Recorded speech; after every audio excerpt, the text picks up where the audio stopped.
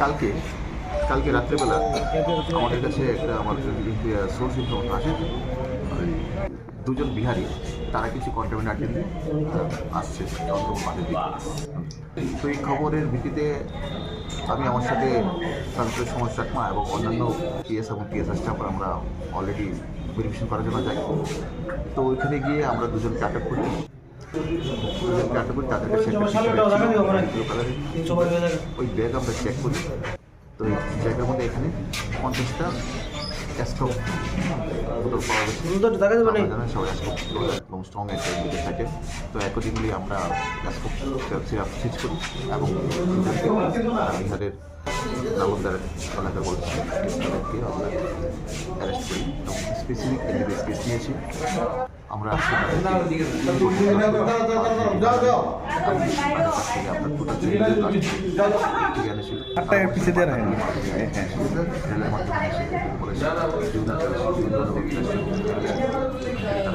রওনা হয়েছে। তো বাকি কোথায় নেবে এই সাথে কারখানা যুক্ত আছে টোটাল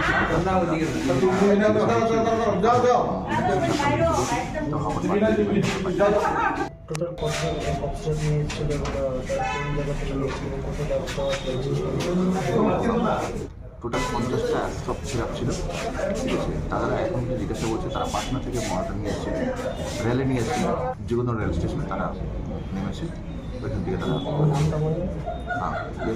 একজন হলো অজয় কুমার, অজয় কুমার আর বলদারিয়া, ওখানে তারা ছিল নালন্দা, বিহার নালন্দা এলাকা।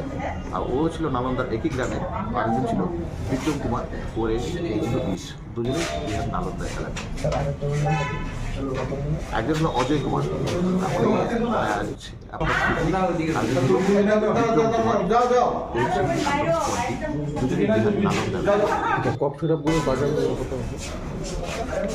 দেখুন এটা একটা টাপুশন। কেউ বলছে একটা এখন আজকাল একটা কফ সিরাপের 150 টাকা, তো সেই হিসেবে 50টা যা হয় 75